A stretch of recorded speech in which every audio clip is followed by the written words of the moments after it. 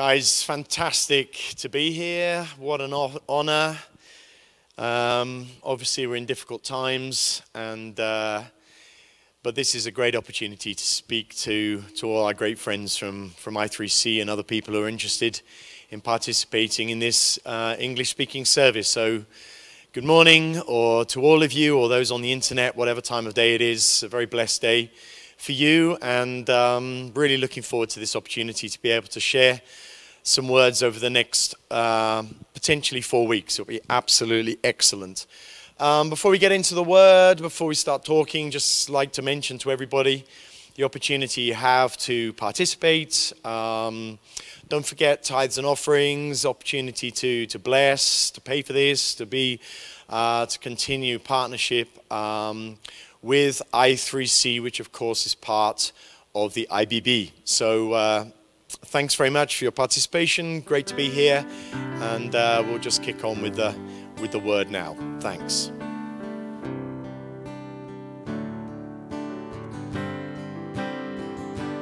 Bless the Lord, oh my soul, oh my soul. Worship His holy name. Sing like never before, oh my soul. I worship Your holy name. The sun comes up, it's a new day dawning. It's time to sing Your song again. Whatever may pass and whatever lies before me, let me be singing when the evening comes. Bless the Lord, oh my soul, oh my soul. Worship His holy name. Sing like never before, oh my soul. I worship Your holy name. You're rich in love and You're slow to anger. Your name is great and Your heart is kind. For all Your goodness I will keep on singing. 10,000 reasons for my heart to find. Bless the Lord, oh my soul, oh my soul. Worship His holy name. Sing like never before, oh my soul. I worship Your holy name. And on that day when my strength is failing, the end draws near and my time has come, still my soul will sing Your praise unending. 10,000 years and then forevermore. Bless the Lord, oh my soul, oh my soul. Worship His holy name. Sing like never before, oh my soul. I worship Your holy name. Bless the Lord, oh my soul, oh my soul. Worship His holy name.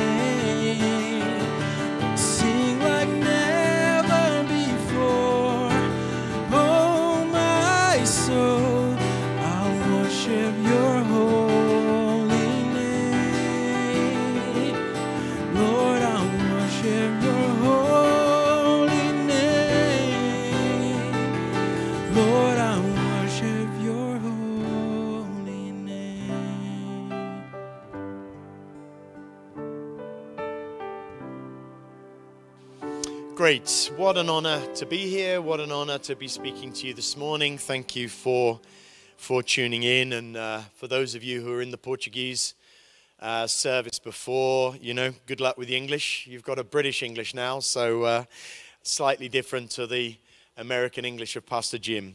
Jim is a great friend of mine. One of the people in Brazil, real reference in my life. And it's a great honor to be standing here and speaking as part of the i3C. I've been congregating, me and my family have been congregating in i3C now for 5 years.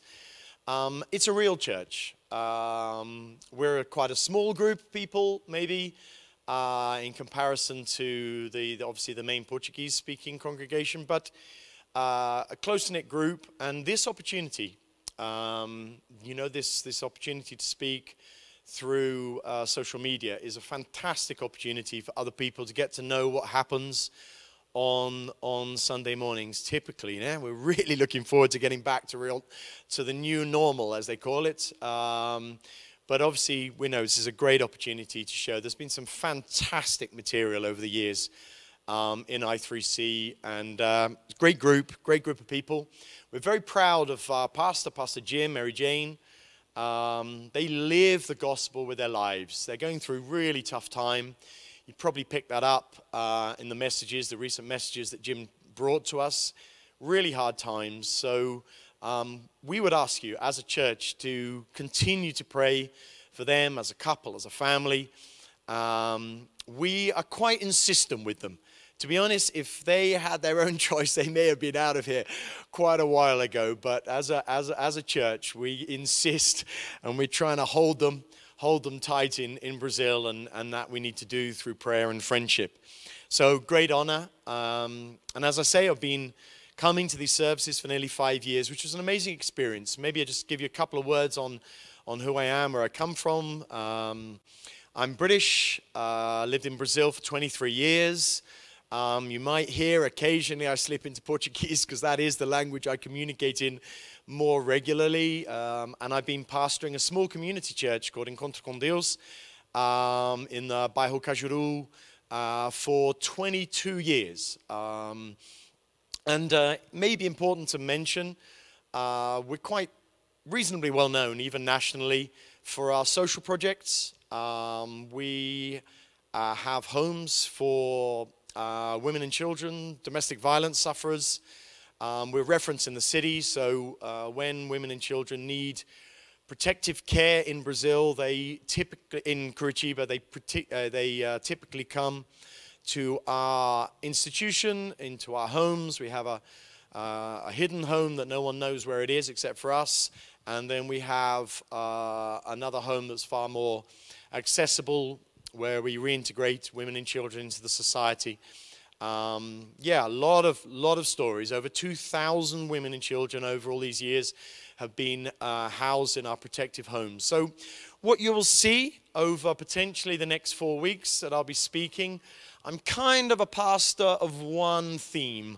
I'm not someone who expounds on the Bible in all its facets. I don't pretend to be a great master or great speaker, but I have great passion, particularly for the area of family, particularly for the area of family living, talking about violence. I talk a lot about social violence. I think in Brazil, we need to talk more about that as a church. We need to understand the Bible is very clear in many places. So the next 4 weeks, I'll be talking, using this basis and this knowledge I have to be able to speak to you in that way. And that was a great experience coming to i3C. I'd been pastoring a small community church in a comunidade, in an area of the periferia, in the area. These words don't really exist in English, so that's why I'm having to say them in Portuguese. So you get what I'm saying. But in the area of Cajuru for many, many years, and i3C for me was an opportunity for me to come, bring my family, have a little bit of normality, for them to be able to, my family to be able to congregate in a church where I wasn't the pastor, where I wasn't the leader, where my kids could have a more normal experience of church. And I would never have imagined, and I just want to mention that before I get into the word now, I would never have imagined that 6 months after I started at i3C, in fact, firstly my daughter and then my son, a year later, they both left the country. So today my daughter lives in Seoul, Korea, and my son lives in Berlin, in Germany. And so we had a very precious 6 to 8 months congregating at i3C as a family in normal conditions, where it wasn't dad's work, where it wasn't dad's ministry, where it was just, this is what Christian families do. And so I hope you can see from the way I spoke about this, the importance that i3C has in my life and in my recent history. And yeah, so let's get on with the word. So I'm going to be speaking over the next hopefully 4 weeks. I was joking before. There was once where Pastor Jim said to us that he was going to do a 10-week series on the beginning of Matthew, on the Sermon on the Mount. And I think we spent a year and a half in it. So I will do my absolute best to be a little bit faster than that. But I want to speak predominantly on half of Genesis. The second half of the book of Genesis, Genesis 25 to Genesis 50, where we read the story of Jacob and Joseph. I'm going to use a verse to open with. I'm old school. Jim is multi-talented, multimedia, iPods, iPlayers, Apple phones, and all the rest of it. There are other makes available. But I'm old school, Bible and a piece of paper. But anyway, so I'm going to start by giving this particular 2 verses to open up with, and then I'll expound on what we're talking about. So starting, those of you who've got Bibles, phones with you, please open to Genesis 37 verse 3 to 4, 3 and 4. Now, Israel loved Joseph more than any of his other sons, because he had been born to him in his old age, and he made a richly ornamented robe for him. When his brothers saw that their father loved him more than any of them, they hated him and could not speak a kind word to him. Okay, so 2 small verses that I'll be making reference to before. But let's go to the big picture now. Let's look at what is going on here. And something that I've often thought about. You know, when you're like in the Psalms, you see David saying, you know, I meditate on your word day and night, on your law. You know, I have a little bit of a difficulty imagining that David is there in the middle of Leviticus, you know, meditating on the sacrifice process, or meditating on the Urim and Turim, and you know, just in the middle of all these details on the high priesthood and stuff. Maybe he does.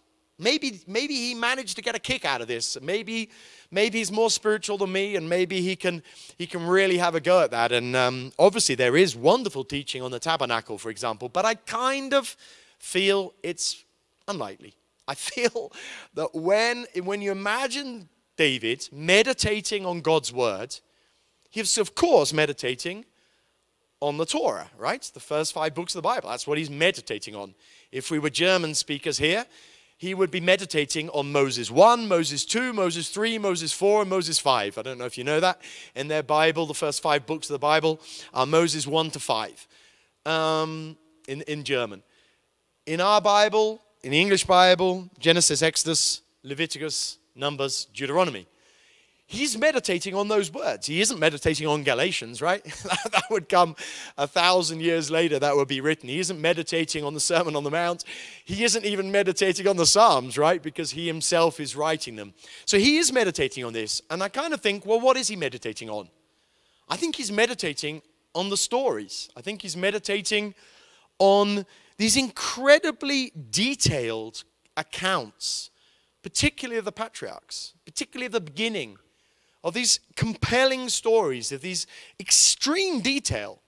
And that's in a way what I want to bring to our attention this morning. We have now 25 chapters basically on Jacob and Joseph, or Jacob and his 12 sons, which of course afterwards will be referred to in many moments of the 12 tribes of Israel, or Judah and Israel, depending where we are in the Bible. But we are talking here fundamentally about two people and the story that goes around them. And of course, we've got in the Bible, we've got this whole idea of the covenant, of the seed. We've got all this line that's taking us to Jesus Christ, that's taking us through the whole of the Old Testament. We aren't here, just telling the whole story of humanity. We are God is drawing this fine line through the whole of the historical books and the other books of the Old Testament. He is drawing this line through to the fulfillment in Jesus Christ. But here we have 25 chapters on a dad and his son, fundamentally. And there's a lot of detail here. There's a lot of detail. And that's maybe why I'm kind of mentioning that we might have a little bit of difficulties finishing 4 weeks. I don't know. Because there is so much detail. There's either two ways of going at this. Either we jump a load of stuff, or we get really into the nitty-gritty. That's a good British phrase. Into the detail of these two characters. And I chose as a sort of emblematic, as an example here, in Genesis 37, 3 and 4, these two verses. Because to me, they kind of take me to some of the difficulty, to be honest, that I have with Jacob. I'll be a little bit brutal here, a little bit clear, maybe laying it out on the line a little bit, being a little bit sacrilegious maybe. I'm not a great fan of Jacob.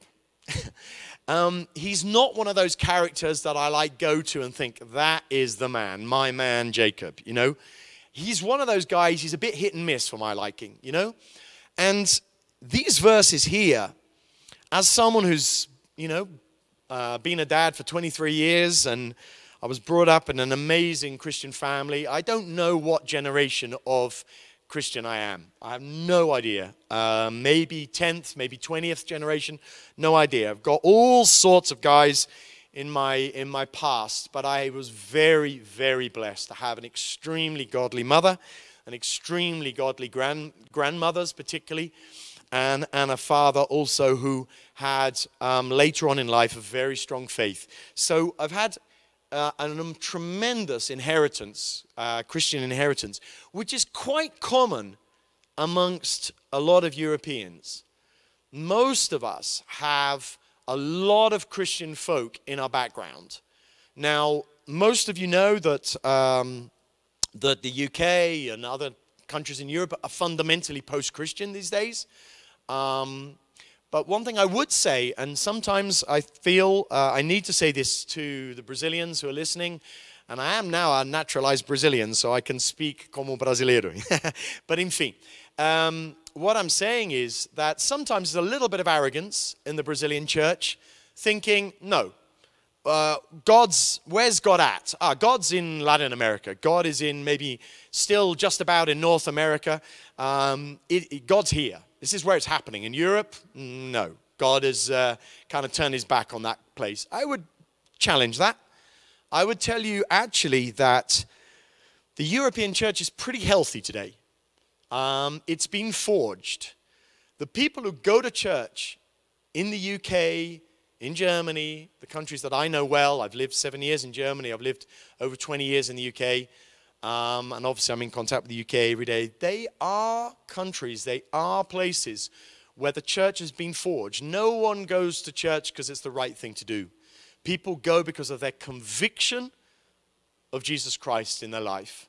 They're in a society where they need to know why they believe.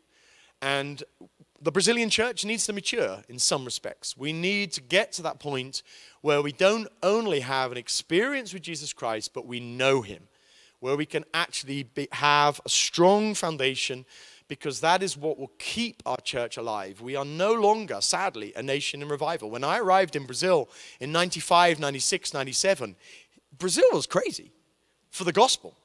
You would see I'd be in a supermercado, I'd be in Mercadoram or whatever it was at that time, and there were people talking about Jesus, converting people in the queue. And this was something I'd never seen in the line in America. And that's the word for queue, is a fila, you know. Anyway, let's speak Portuguese so everyone understands us. No, it's a queue. So, there were people talking about Jesus in the line. It was amazing. Or the bus stops, people were talking about Jesus Christ. People were talking, literally, Brazil was alive for the gospel in the 90s and the 80s, I hear. And today we're in another moment. We are in another moment. I know we don't like to hear it, but we are. And this pandemic has come in a way to say, what is the essence of church? What is the essence of our faith? What is the essence of what we're doing? What is the essence of what we believe? And coming back to what I was saying here, we are looking now at Jacob and Joseph, and we're looking at this guy here, Jacob particularly, who I'm not a great fan of. The way I was taught to parent, the way I was taught to father, the way I was shown to do that in a godly way is absolutely the opposite of what Jacob did. You know? He chose a son above all the others. He loved Benjamin as well, but the other 10, my goodness, poor guys. Poor guys. These other 10, they were not respected, loved by their father. So, as I say, I've had difficulty in really respecting Jacob, but I made a bit of an effort to try and get a little bit more context on brother Jacob here, and who became obviously named Israel after his battle there. But when we look deeper into it, and what I'm going to expound on over the next 3 or 4 weeks, is this whole situation. Okay, I'm not going to spoil alert total, but what I would like to do is talk about this relationship and how God healed this mess that was the family of Jacob. How he managed to work through. Yes, we'll be getting to those very emblematic verses later on where Joseph is speaking to his brothers and able to say, as an incredible example, him being able to talk about and put into context his suffering and say this was all for God and it was the Lord that did this and stuff like that. Yeah, we'll get there. Yeah, we'll get excited by that. But I want to kind of get into a bit of detail. So to start off with, I'd like to just make us all reflect a little bit in these approximately 15 minutes we've got to go on who Jacob was. So we're talking about the patriarchs. We're talking about the fathers of all who believe, right? And as I said, I talk and I minister to, and I'm working with the sufferers of violence and also very violent people. That's my day in, day out for the last 20 years. I've ministered to, counseled to 15-year-olds that have already killed 3, 4, 5 people. I've ministered to people who have been in imprisonment, in Portuguese, cárcere privado. They've been held. I've ministered to a family that were in prison for 27 years in an incestuous situation. Lots of incest, lots of situations, terrible situations. And what has always surprised me is that we don't genuinely talk about this stuff from the pulpit, but the Bible's full of it. And so when I'm coming at this, I'm kind of like, how many messages have you guys heard on Judah and Tamar? For example, very few. Because the pastor would blush for most of the message. But we have difficulty talking about this. We have difficulty talking about this also as Latin Americans. We have a difficulty talking about this. We find it hard to talk about, particularly about sexuality. And that, it's not easy, but the Bible talks about it. Pretty matter of fact, to be honest. Pretty openly. And when we've got these 3 guys, okay? Abraham, Isaac, and Jacob. Yeah? So you've got Moses at the burning bush, the second time that God comes to earth after the Garden of Eden. He arrives at the burning bush. The bush is on fire. Moses is standing there in front of the burning bush. You've got what? You've got God announcing himself as the God of Abraham, Isaac, and Jacob. You also have him announcing himself as a God that heard the suffering of his people in Egypt. Another sermon altogether. But you have a God moved by suffering. You have a God who's made, that's Portuguese, sensitives, is touched and is brought to action through tears, through suffering. Yeah, you do have that. But he announces himself as the God of Abraham, Isaac, and Jacob. And these guys are complex. These guys are not simple. Abraham's story, and those of you who are members of i3C have heard me speak on this already, and you'll be glad that I'm not going to speak on it again maybe, but you know that the whole of the situation with Abraham, Sarah, and Hagar and Ishmael is basically rape, is basically abuse, is fundamentally, you have that phrase there, Abraham possessed Hagar. I mean, crikey, don't go there, Then you have the rejection of Ishmael, and you have the acceptance of my goodness me, Isaac. So you've got a whole situation going on, and it's beautiful when it's spiritualized later on in the epistles, right? That's fine. Oh, great. Okay. Oh, thank goodness for that. But when you take it to the humanity of what was going on there, I'm sorry. The father of all those who believe, the great Abraham, he committed a load of sin here. And don't forget, that's one of the great things about the Bible, about the Word of God. We come to the Word of God, and it doesn't really speak well, or doesn't paintbrush up, doesn't give like a light version of anybody. Doesn't speak particularly well of the prophets, doesn't speak particularly well of the kings. You've got all the bad stuff they've done. It doesn't speak particularly well of the people. It doesn't speak particularly well of the priests. It doesn't particularly speak well of anybody except for Jesus Christ, who is holy, and he is the only one. The rest of us, you've got all the stuff that David did in the middle there, committing adultery and then killing the I mean, it just doesn't hold back. It just tells it as it is. And these great men of God, men and women of God, made a right mess of a load of stuff. And that offers us an ability to say, okay, maybe there's a chance for me too. Maybe I am Jacob. Maybe I am not particularly fair. Maybe I have a real difficulty with one of my kids. Maybe I messed up before marriage, before I became a believer. It was a time when I wasn't a Christian. And I have a kid with a lady who hates me today, or really doesn't get on with me, or spends her whole energy in bringing me down. And there's this kid in the middle of this, and this kid is, insupportable. I just can't handle this child.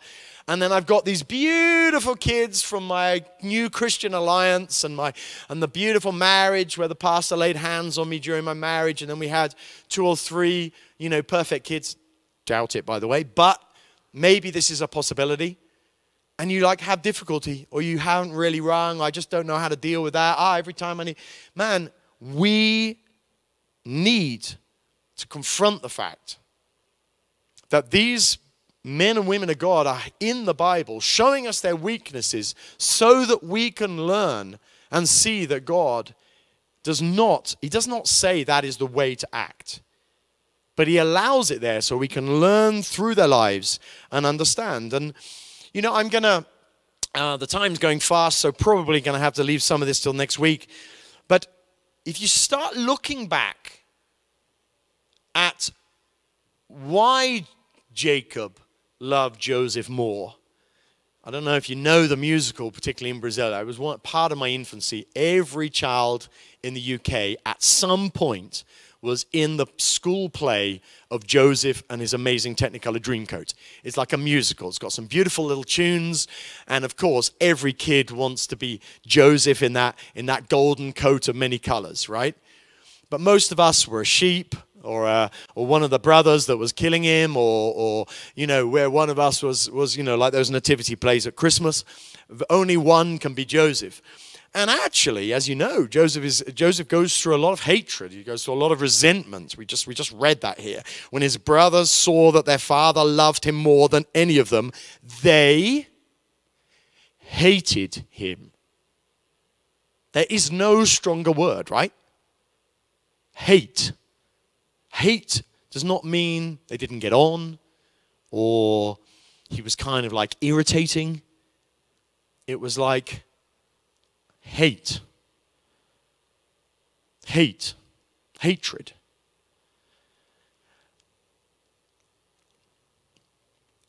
We are Christians. We are believers in the gospel.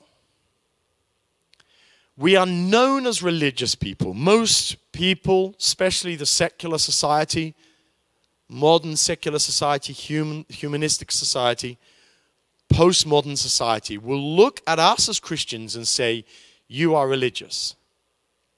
We have to admit we are religious. But maybe the biggest differential between our religion and other religions is the verse, love those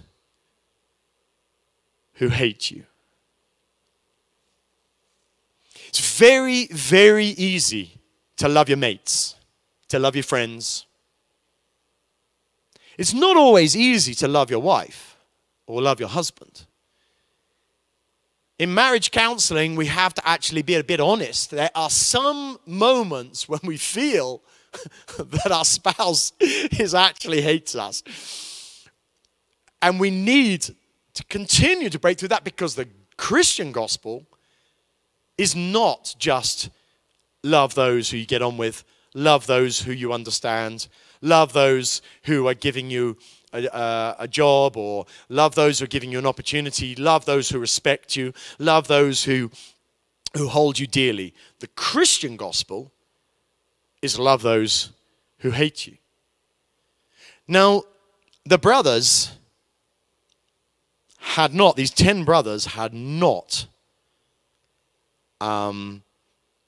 they had not understood or embraced the gospel. They were dealing with their feeling of injustice, their experience of injustice. They were dealing with the fact that a father should not have favorites, right? He should love his children equally. He should make them all feel loved. The example of our loving Father is he loves us all. And you suddenly jump towards the Gospels, particularly John's Gospel, and you're there with John saying, that, the disciple that he most loved, that he loved. Guys, that's not talking about the fact that Jesus loved John more than the others. That's the fact that John experienced the love of Jesus to such a point that he felt he was the most special person on planet Earth. Our job as parents, our jobs as fathers and mothers, is to make our children feel that each one of them are incredibly special. All of them.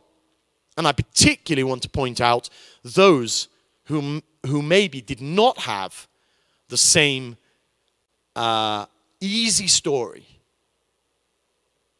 The God of Israel is the God who loves equally each person.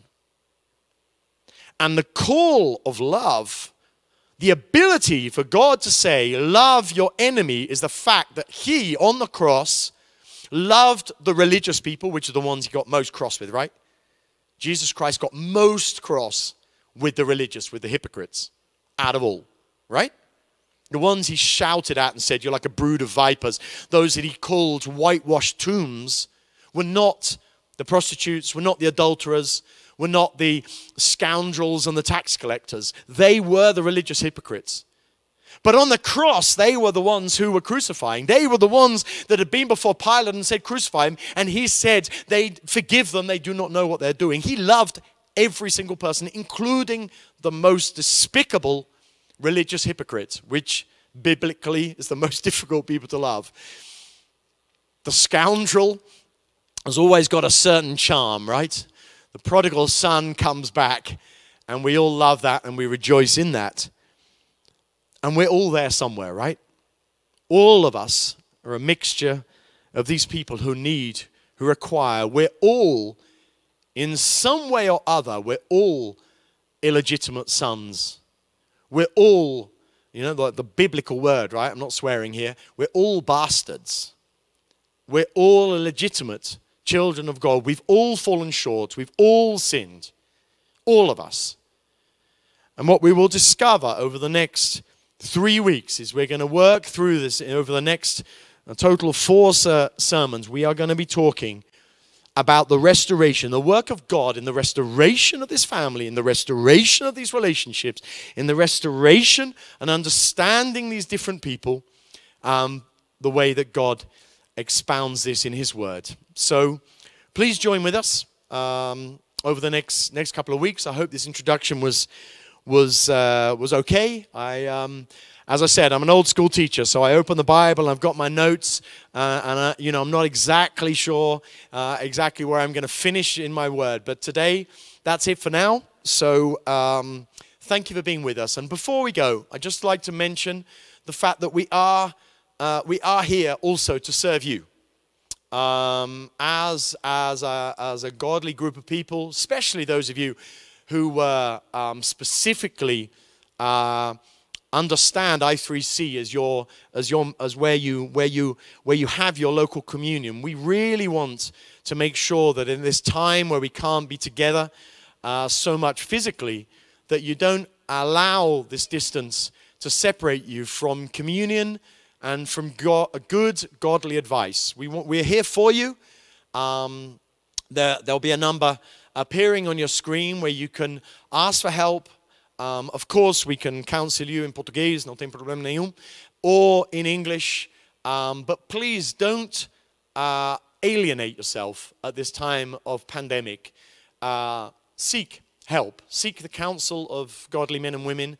And we really look forward to receiving your calls, your contact. And we really hope that you and your family are well at this time. So thanks a lot for being with us. See you next week, and every blessing.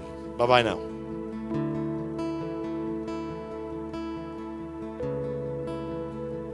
Where would I run but to the throne of mercy? Where would I kneel but at this cross of grace? How great the love, how strong the hand that holds us. Beautiful, so beautiful. So here I bow to lift you high. Jesus, be glorified in all things. For all my life I am yours, forever yours.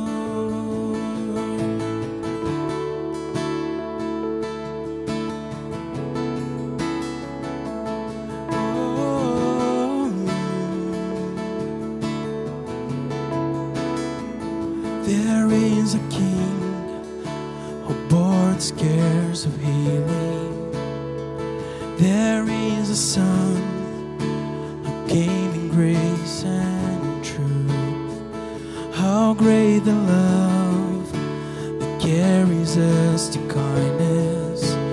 Wonderful, so wonderful.